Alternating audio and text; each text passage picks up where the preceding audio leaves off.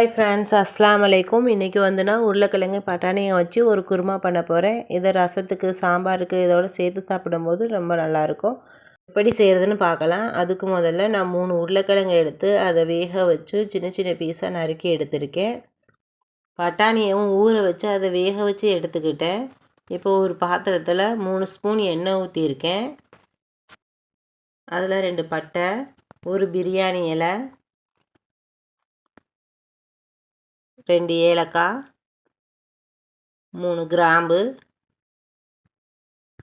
கொஞ்சோண்டு கருவேப்பிலை சேர்த்துக்கிடலாம்.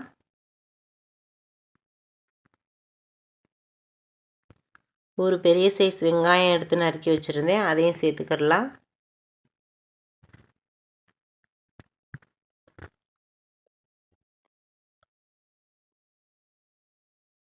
நல்லா வதக்கி விட்டுக்கலாம். வெங்காயம் நல்லா செவந்து வரட்டும்.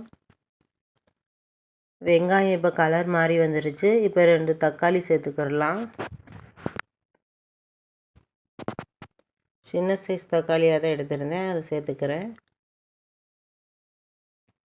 நல்லா தக்காளி நல்லா வதங்கி வரணும். மூடி போட்டு மூடி வச்சிடலாம். தக்காளி கொஞ்சம் நல்லா வெந்து வந்திருக்கு. தக்காளி நல்லா மசிச்சு விட்டுக்கிடலாம். இப்போது 1 டீஸ்பூன் இஞ்சி பூண்டு சேர்த்துக்கிறேன். நல்லா பச்சை வாசனை போகிற அளவுக்கு வதக்கிக்கிடலாம்.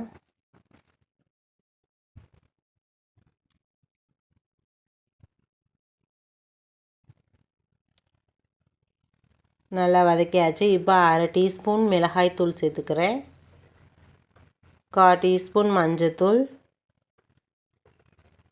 1/2 டீஸ்பூன் கரம் மசாலா, 1 டீஸ்பூன் மல்லித்தூள் சேர்த்துக்கிறேன். இதை நல்லா வதக்கி விட்டுக்கிடலாம்.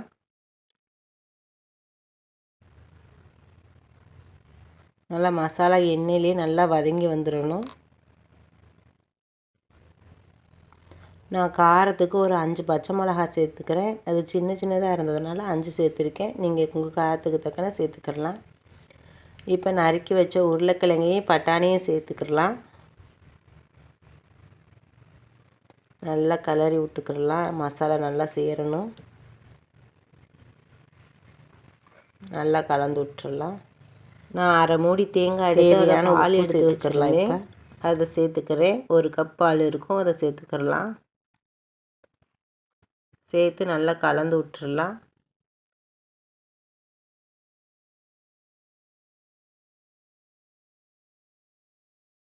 கிளறி விட்டு மூடி போட்டு மூடி வச்சிடலாம். நல்லா வெந்து வந்துருச்சு. இப்போ கொஞ்சம் கஸ்தூரி மேத்தி சேர்த்துக்கிறேன். நான் உங்கள்கிட்ட இருந்தால் சேர்த்துக்கோங்க, இல்லைன்னா கொஞ்சம் கொத்தமல்லி சேர்த்துக்கோங்க. நல்லா மசாலா வெந்து வந்துருச்சு. குருமா ரெடி ஆயிருச்சு. பாருங்கள், பார்க்கவே நல்லாயிருக்கு. நீங்களும் ட்ரை பண்ணி பாருங்கள். பிடிச்சிருந்தா ட்ரீம்ஸ் vlog சப்ஸ்கிரைப் பண்ணுங்கள்.